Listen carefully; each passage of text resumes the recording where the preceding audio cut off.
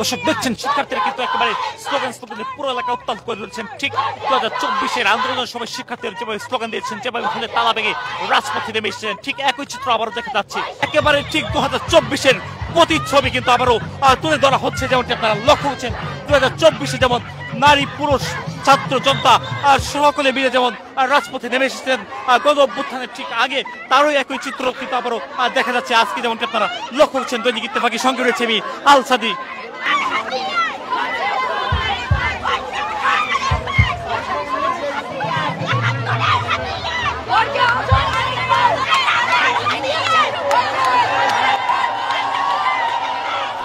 হল থেকে নারী শিক্ষার্থীরা তারা রাজপথে নেমে চলে আসছে।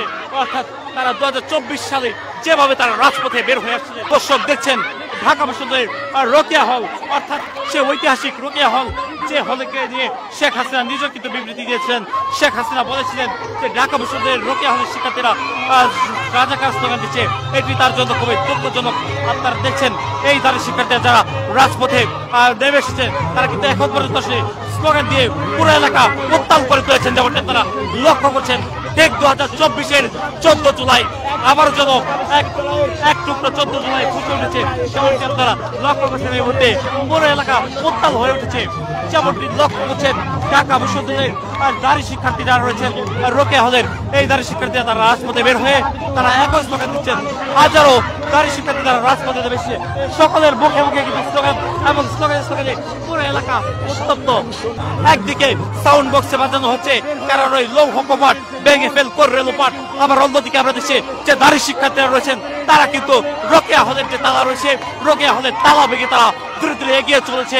একেবারে রাজু ভাস্কর্য অভিমুখে তারা এসে রাজু ভাস্কর্যের সামনে তারা অবস্থান নিয়েছেন, এখানে তারা স্লোগান দিচ্ছেন। যেমনটা তারা লক্ষ্য করছেন, যেমনটি 2024 সালে দেখা গিয়েছিল ঠিক একই ধরনের প্রতিচ্ছবি, অর্থাৎ তাদের আন্দোলনের ঠিক একই চিত্র কিন্তু আবারও ফুটে উঠেছে। একেবারে 2024-এর গণ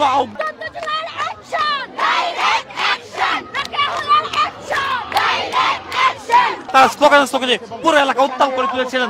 তাদের স্লোগানে প্রকম্পিত হচ্ছিল। যেমনটা তারা লক্ষ্য করছেন, একেবারে আজকের মতো চিত্র কিন্তু ফুটে উঠেছে। শিক্ষার্থীরা যেন হল থেকে বের হতে না পারে সেজন্য তাদেরকে তালাবদ্ধ করে রাখা হয়েছিল।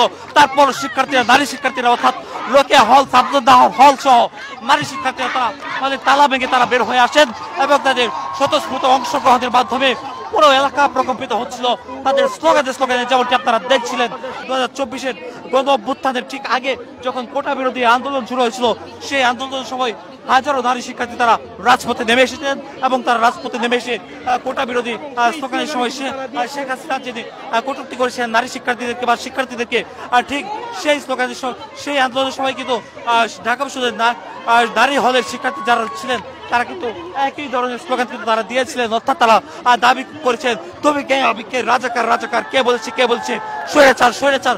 ঠিক একই স্লোগান কিন্তু আবার শিক্ষার্থীরা দিচ্ছে।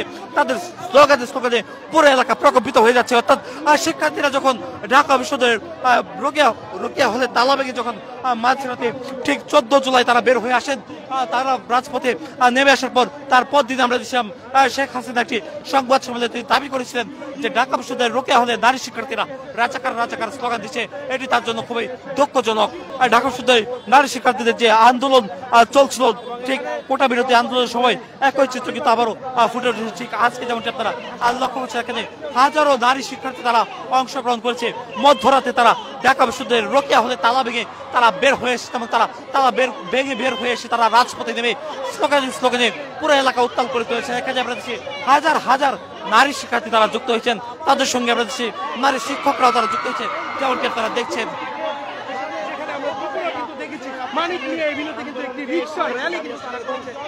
ঠিক আজকের এই দিনে নারী শিক্ষার্থীরা রাজু ভাস্কর্য এলাকাতে তারা জড়ো হয় এবং এই রাজু ভাস্কর্য এলাকাতে তারা জড়ো হয়ে পুরো এলাকা জুড়ে আসলে তারা স্লোগানে উত্তাল করে তুলেন। ঠিক একই ধরনের চিত্র কিন্তু আবারও দেখা যাচ্ছে। দর্শক আপনাকে দেখার চেষ্টা করছে ঢাকা বিশ্ববিদ্যালয়ের রাজু ভাস্কর্য এলাকা থেকে, যেখানে ঢাকা বিশ্ববিদ্যালয়ের রোকেয়া হলে নারী শিক্ষার্থী যারা ছিলেন তারা কিন্তু বের হয়ে আসেন। হাজার হাজার নারী শিক্ষার্থীদেরকে আসলে আটকে রাখা হয়েছিল এই হলগুলোর ভেতরে। বিভিন্ন হলে অর্থাৎ নারী শিক্ষার্থীদের যে বিভিন্ন হল রয়েছে সেই হলগুলোর ভিতরে নারী শিক্ষার্থীদেরকে আটকে রাখা হয়েছিল তালাবদ্ধ করে। তবে তালা কিন্তু ভেঙে তারা চলে আসেন এবং তারা মাঝরাতে তারা ভেঙে তারা রাজপথে নেমে আসেন, তারা স্লোগান দিতে থাকেন। পুরো এলাকা তারা স্লোগানে প্রকম্পিত করে তুলেন। সেই চিত্র কিন্তু আবারও তুলে ধরা হয়েছে রাজপথে। দেখছি আমরা ঢাকা বিশ্ববিদ্যালয়ের রোকেয়া হলের শিক্ষার্থীরা